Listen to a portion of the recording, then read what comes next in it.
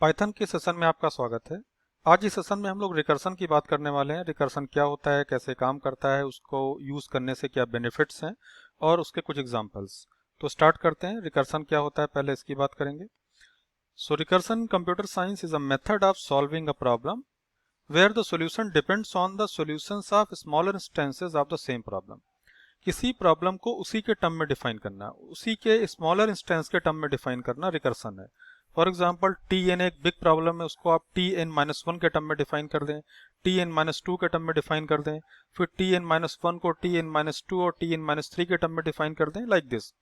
तो किसी भी बड़ी प्रॉब्लम को ब्रेक करना, पार्ट्स में ब्रेक करना, और किसी भी बड़ी प्रॉब्लम को एक छोटी उसी के एक स्मॉल इंस्टेंस के फॉर्म में डिफाइन करना, यही रिकर्सन है। अगले पैरा में लिखा है recursion is a process in which a function calls itself as a subroutine. This allows the function to be repeated several times since it calls itself during its execution. तो एक function अपने आप को call करता है but with different parameters. For example एक function है f, वो n पैरामीटर के साथ आपने उसको डिफाइन किया, उसी उसी डेफिनेशन में वो n माइनस वन के साथ अपने आप को फिर से कॉल करता है। तो रिकर्सन में एक फंक्शन, उसकी बॉडी के अंदर आप उसी फंक्शन को दोबारा कॉल करते हैं विद डिफरेंट पैरामीटर। अगले पैरा में लिखा है recursion is often seen as an efficient method of programming since it requires the least amount of code to perform the necessary functions. तो लास्ट पैरा में हमें दिख रहा है कि रिकर्सन का बेनिफिट क्या है। रिकर्सन में जब आप किसी फंक्शन को उसी के टर्म में डिफाइन करते हैं तो आपका जो कोड है वो शॉर्ट हो जाता है। आपको बार बार हर केस के लिए कोड लिखना नहीं पड़ता है, कॉपी नहीं करना पड़ता है। आपने fn को डिफाइन किया fn माइनस वन के टर्म में, तो ऑटोमेटिकली जो काम fn में किए गए हैं, n के लिए जो काम किए गए हैं, वही काम, वही सारे टास्क, वही सारे स्टेटमेंट कॉपी हो जाएंगे with parameter n minus one. तो रिकर्सन में हमें बस ये ध्यान रखना है, जैसा कि अभी ऊपर कहा गया है कि कोई भी फंक्शन अपने आप को कॉल करता है बट विद डिफरेंट पैरामीटर्स। हमने fn को डिफाइन किया, वो n माइनस वन को कॉल करेगा। अगर fn कोई कॉल करेगा तो एक ये इनफाइनाइट लूप बन जाएगा, एक इनफाइनाइट साइकिल हो जाएगी वहां पे। तो हमें ये ध्यान रखना है कि एक बेस कंडीशन को हमें डिफाइन करना है जहां पे रिकर्सन को ले जाके आपको रोकना है, रिकर्सन को स्टॉप करना है। फॉर एग्जाम्पल F1 ऐसी एक वेल डिफाइंड कंडीशन है जहां पर रिकर्सन स्टॉप होता है, रुकता है, आप वहां से एग्जिट करते हो। तो Fn से हमने काम स्टार्ट किया, Fn माइनस वन को कॉल कर रहा है, Fn minus one Fn minus two को कॉल कर रहा है, Fn minus two Fn minus three को कॉल कर रहा है। इस तरह से Fn वेल डिफाइंड है। तो जब आप Fn पे जाएंगे, F1 पे जाएंगे जब आप, तब काम आप स्टॉप करेंगे, तो जिसको आप बेस कंडीशन कह सकते हैं। तो हमें ये ध्यान रखना है कि रिकरेंस में हमेशा जो कॉलिंग की जाती है वो हमेशा बेस कंडीशन की तरफ मूव करती है। यानी आप डिफाइन एक कन्वर्ज करना चाहिए, सॉल्यूशन जो आपको मिलेगा रिकर्सन से, दैट मस्ट कन्वर्ज, वो डाइवर्ज नहीं करना चाहिए। आपको एक फाइनाइट स्टेप के बाद आपको एक फाइनाइट टाइम में रिजल्ट मिलना चाहिए। तो इसके लिए जरूरी है कि आप एक बेस कंडीशन की तरफ मूव करें। तो रिकर्सन की बेस कंडीशन क्या है, कुछ भी हो सकती है, डिपेंडिंग ऑन द केस आपको डिफाइन करना है। तो अभी हम लोग आगे पढ़ेंगे, कुछ एग्जाम्पल इसके देखेंगे तो उसमें चीजें क्लियर हो जाएंगी। तो स्टार्ट करते हैं इसको एक एग्जाम्पल से। एक फैक्टोरियल का एग्जाम्पल लेते हैं सबसे पहले। बहुत सिंपल सा केस है, हमें फैक्टोरियल निकालना है, किसी भी दिए गए नंबर का फैक्टोरियल निकालना है। तो इसमें हम लोग आइडेंटिफाई करेंगे कि बेस केस क्या है, और उसके बाद आप कैसे उसको रिकर्सन का इस्तेमाल करके उसी फंक्शन को कॉल करेंगे। एक रिकर्सिव प्रोसीजर से आप इसको डिफाइन करेंगे। तो पहले इसका लॉजिक समझ लेते हैं कि इसके पीछे क्या लॉजिक है। फैक्टोरियल का जो आपका फॉर्मूला है, जो फैक्टोरियल यूज करने का जो मेथड है, वो आपको दिख रहा है स्क्रीन पे। फॉर एग्जाम्पल आपको किसी नंबर n का फैक्टोरियल निकालना है। Factorial n will be equal to n multiplied by factorial n minus one. एक कम करके आप उसी फंक्शन को कॉल करेंगे। तो जो प्रोसेस यहाँ पे फैक्टोरियल n निकालने के लिए आप यूज करेंगे, उसी प्रोसेस को आप n माइनस वन पैरामीटर के साथ कॉल करेंगे, फैक्टोरियल n माइनस वन। तो यहाँ पे हमें दिख रहा है factorial 5 will be equal to 5 multiplied by factorial 4। Similarly factorial 4 will be equal to 4 multiplied by factorial 3। तो हम लोग एक बेस कंडीशन की तरफ मूव करेंगे। फैक्टोरियल 1 डिफाइंड है, जब फैक्टोरियल 1 पे जाएंगे तो उसका रिजल्ट हम लिख देंगे 1। तो n की वैल्यू अगर 1 है फैक्टोरियल फंक्शन में, अगर n की वैल्यू आप 1 पास कर रहे हैं, उसका रिजल्ट 1 आएगा। तो एक बेस कंडीशन की तरफ आप मूव करेंगे तो आपका सिस्टम कन्वर्ज करेगा, ये जो फंक्शन है ये कन्वर्ज करेगा। तो factorial n will be equal to n multiplied by factorial n minus one. और इस प्रोसेस को आप कंटिन्यू करेंगे तो इस तरह से कैलकुलेट करने पे फैक्टोरियल की वैल्यू आ गई 120। तो इसको रन कराते हैं इस प्रोग्राम को। देखिए प्रोग्राम यहाँ पे लिखा हुआ है, एक फंक्शन डिफाइन किया गया है fact1, जिसका काम है फैक्टोरियल कैलकुलेट करना, किसका, जो आप नंबर पास कर रहे हैं n। एक बेस कंडीशन को हम पहले डिफाइन करते हैं, if n equal to 1 return n, यानी कि अगर n की वैल्यू 1 है, अगर आप फैक्टोरियल 1 का निकालेंगे तो 1 को रिटर्न कर दिया जाए, factorial 1 will be equal to 1। तो ये कंडीशन बेस कंडीशन है। तो आपका जो रिकर्सिव प्रोसीजर है वो इसी बेस कंडीशन की तरफ मूव करेगा। एल्स अगर ऐसा नहीं है, n की वैल्यू 1 के अलावा कुछ और 1 से बड़ी है, उस केस में आपको क्या करना है, return n multiplied by factorial 1 n minus 1, यानी उसी फंक्शन fact1 को आपने कॉल किया विद n माइनस 1 पैरामीटर। तो फैक्टोरियल फंक्शन जिसमें आप n पैरामीटर जो पास कर रहे हैं वो n है, इसकी बॉडी में आपने फैक्टोरियल 1 को फिर से कॉल किया with different parameter n minus 1। तो यहाँ पे हमें दिख रहा है रिकर्सन, यानी कि n को हम डिफाइन कर रहे हैं फैक्ट n माइनस 1 के टर्म में, और बेस कंडीशन की तरफ आप मूव करेंगे। तो ये जब आप -1 से उसको माइनस करते जाएंगे हर एक स्टेप में। फॉर एग्जांपल आपने 5 का निकालना स्टार्ट किया है, तो आप यहाँ पे 4 को कॉल करेंगे, फिर 4 3 को कॉल करेगा, 3 2 को कॉल करेगा, 2 1 को कॉल करेगा, और जब आप 1 पे आएंगे तो ये प्रोग्राम आपका वहाँ पे एक बेस कंडीशन आपको मिलेगी, तो आपका सिस्टम यहाँ पे कन्वर्ज करेगा। आप रिकर्सन से एग्जिट हो पाएंगे जब बेस कंडीशन आएगी। अब इसके बाद इस फंक्शन को हम यूज करेंगे, एक नंबर रीड कर लिया यूजर से, int input enter a number, कोई भी नंबर आप रीड करते हैं, नंबर को रीड करने के बाद फिर आपके पास अगला काम कर रहे हैं, if number is less then 0, अगर नंबर नेगेटिव है तो आप एक मैसेज प्रिंट कर दिए, नेगेटिव नंबर फैक्टोरियल पॉसिबल नहीं है। एल्स इफ नंबर अगर 0 है तो आप एक मैसेज दे दिए, फैक्टोरियल ऑफ 0 इज 1, आपको फंक्शन को कॉल करने की रिक्वायरमेंट ही नहीं है। एल्स अदरवाइज अगर इसकी वैल्यू 0 से बड़ी कुछ भी है तो आप इसी फंक्शन को कॉल करेंगे।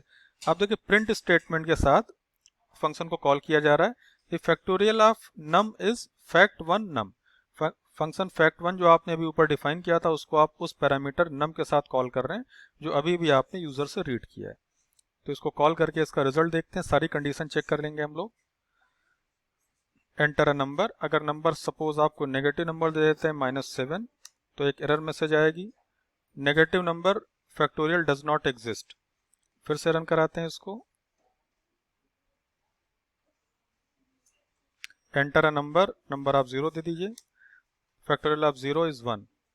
फिर कोई और नंबर ले लेते हैं, इसके बाद एक बार और रन कराते हैं इसको, सारी कंडीशन आप चेक कर सकते हैं इसमें। Enter a number 5, factorial of 5 is 120। तो इस तरह से आप रिकर्सन का यूज करके, एक सिंपल एग्जांपल है बिल्कुल, फैक्टोरियल कैलकुलेट करना यूजिंग रिकर्सन, जो फैक्टोरियल के कंसेप्ट को डेमोन्स्ट्रेट करता है कि फैक्टोरियल के फंक्शन के अंदर आपने उसी फैक्टोरियल के फंक्शन को दोबारा कॉल किया है with different parameter n-1। Fact function में आपने n पैरामीटर के साथ फंक्शन को डिफाइन किया और इसके अंदर आप n-1 के साथ इसको फिर से कॉल कर रहे हैं। तो एक सब रूटीन की तरह ये कॉल किया जा रहा है दोबारा, n-1 n-2 को कॉल करेगा। तो इस तरह से रिकर्सिवली आप इस प्रॉब्लम को सॉल्व कर रहे हैं। रिकर्सन के कुछ और एग्जांपल देखेंगे, एक और एग्जांपल देखेंगे हम, फिबोनाची नंबर क्या होते हैं। फिबोनाची नंबर को पहले डिफाइन कर लेते हैं। तो 0 एंड 1 से स्टार्ट करते हैं। तो 0 1 से स्टार्ट करने के बाद आप हर टर्म को ऐड करते, हर 2 टर्म को आप ऐड करते जाइए, आपको नया टर्म मिलेगा। फॉर एग्जांपल फर्स्ट टर्म है 0, सेकंड टर्म है 1, फिबोनाची नंबर का फर्स्ट टर्म 0, सेकंड टर्म 1, इसके बाद थर्ड टर्म क्या आएगा, 0 और 1 को आप ऐड कर देंगे तो आपको थर्ड टर्म मिल जाएगा। फोर्थ टर्म क्या आएगा, उसके लिए आप सेकंड और थर्ड को ऐड कर दें। फिफ्थ टर्म क्या आएगा, उसके लिए आप पीछे के 2 टर्म को ऐड कर दें। तो अगला टर्म फिबोनाची नंबर का, फिबोनाची सीक्वेंस का अगला टर्म कैसे मिलेगा, जब आप इमीडिएटली पीछे के 2 कंसेक्यूटिव टर्म्स को ऐड कर देंगे तो आपको अगला टर्म मिल जाएगा। बिल्कुल क्लियर लिखा हुआ है इस फंक्शन में।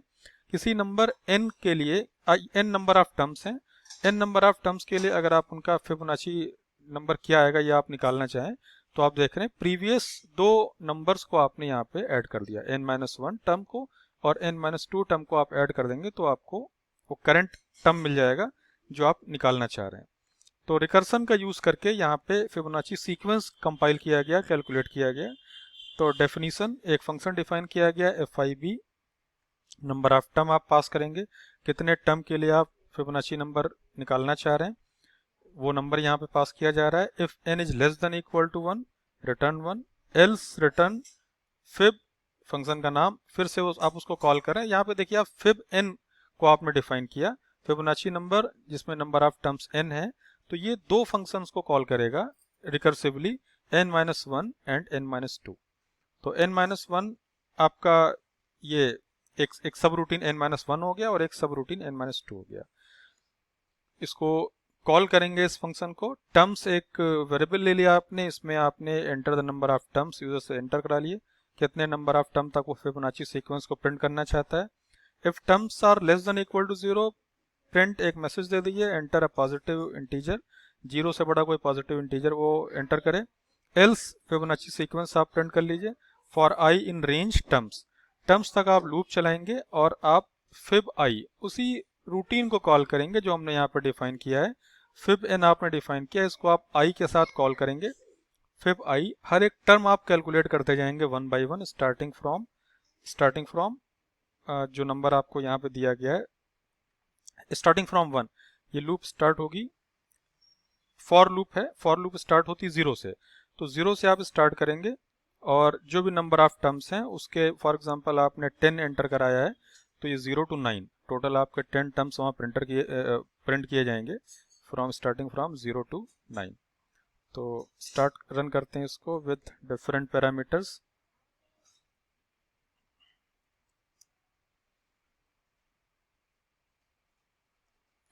कोई नेगेटिव नंबर दे देते हैं, एक एरर प्रिंट करेगा, एंटर अ पॉजिटिव इंटीजर। कोई पॉजिटिव इंटीजर दे देते हैं 5 आपने एक इंटीजर दिया, रन कराते हैं पहले इसको। एंटर नंबर ऑफ टर्म्स से 5, 0 1 1 2 3, तो 0 और 1 से स्टार्ट करेगा और 0 और 1 को ऐड करने के बाद अगला टर्म मिल गया 1, फिर 1 एंड 1 को ऐड करने के बाद अगला टर्म मिल गया 2, फिर 1 एंड 2 को ऐड करने के बाद अगला टर्म मिल गया 3। तो इस तरह से ये प्रोग्राम काम करेगा। एक बार और इसको रन करा लें with different number of terms से 20। तो 20 फिबोनाची सीक्वेंस के 20 टर्म्स आपको दिख रहे हैं। बिल्कुल उसी तरह से कोई भी अगला टर्म आपको निकालना है तो पीछे के दो टर्म, फॉर एग्जांपल ये n आपको निकालना है 4181 जिसकी वैल्यू आ रही है, तो पीछे के दो टर्म को आपको ऐड करना है। फॉर एग्जांपल ये 20th टर्म अगर है तो आपको 19th और 18th टर्म को ऐड करना, तो आपको 20th टर्म मिल जाएगा। तो काम आपका बहुत आसान हो जाता है। रिकर्सन का यूज़ करके हम कोड को सिंप्लीफाई कर सकते हैं। कोड को लिखने के लिए जो आपने कोड लिखा है उसमें जितने स्टेप्स हैं, नंबर ऑफ स्टेप्स कम हो जाते हैं। तो रिकर्सन का यूज़ करके आप चीज़ों को सिंप्लीफाई कर सकते हैं। एक बार रिव्यू करेंगे। आज इस सेशन में हम लोगों ने देखा रिकर्सन क्या होता है और रिकर्सन कैसे यूज़ किया जाता है। एक फंक्शन अपने आप को कॉल करता है बट विद डिफरेंट पैरामीटर्स, और इस तरह से वो पैरामीटर को आप एडजस्ट करते हैं कि वो एक बेस कंडीशन की तरफ मूव करे। बेस कंडीशन इंपॉर्टेंट है, अदरवाइज आप एक इनफाइनाइट साइकिल में आ जाएंगे। जैसे फैक्टोरियल में हमने देखा कि फैक्ट 1 डिफाइंड है, तो बेस कंडीशन आप उसी को बना लीजिए कि जब भी हम n की वैल्यू 1 कर देंगे तो बेस कंडीशन आ जाएगी और factorial of 1 will be equal to 1। तो आप किसी भी नंबर से स्टार्ट करें, आप 10 से स्टार्ट करें तो 10 से 9 8 आप करते करते 1 पे आ जाएंगे। आप एक बेस कंडीशन की तरफ प्रोसीड करेंगे तो सिस्टम आपका जो प्रोग्राम है, जो प्रोसीजर है आपका, वो कन्वर्ज करेगा और एक फाइनाइट टाइम में आपको रिजल्ट मिल जाएगा। तो इस सेशन में हम लोगों ने आज रिकर्सन के बारे में बात की, क्या होता है रिकर्सन, कैसे काम करता है। अगले सेशंस में हम लोग रिकर्सन का यूज़ करके कुछ और काम करेंगे। फॉर एग्जांपल रिकर्सन का यूज़ करके आप टावर ऑफ हनोई को कैसे सॉल्व करेंगे, ये हम लोग देखेंगे। रिकर्सन का यूज़ करके आप सर्चिंग कैसे करेंगे, बाइनरी सर्च कैसे करेंगे, लीनियर सर्च कैसे करेंगे। तो इनमें सारी चीज़ों को हम लोग एग्जामिन करेंगे कि रिकर्सन का यूज़ करके कैसे ये प्रॉब्लम सिंप्लीफाई हो जाती है। टावर ऑफ हनोई एक कॉम्प्लिकेटेड प्रॉब्लम है, लेकिन रिकर्सन का जैसे आप यूज़ करेंगे तो 3-4 लाइन में आप उसका सोल्यूशन लिख सकते हैं। आपको सर्च करना है कोई दिया हुआ नंबर किसी पर्टिकुलर लिस्ट के अंदर, तो यहाँ भी हम लोग रिकर्सन का यूज़ करेंगे। रिकर्सन का यूज़ करके आप लिस्ट को कॉल करेंगे उस with different size. For example एक लिस्ट का साइज n है, आपने रिकर्सन का यूज़ किया, एक इटरेशन के बाद आपने फिर उसको कॉल किया with different size n-1 n-2। अगर बाइनरी सर्च है तो आप उसको फिर कॉल कर लेंगे विद साइज n/2 n/4। तो रिकर्सिवली हम रिकर्सिव प्रोसीजर का यूज़ करके हम ये सारे काम करेंगे अगले सेशंस में। तो आज के सेशन में इतना ही। Thank you.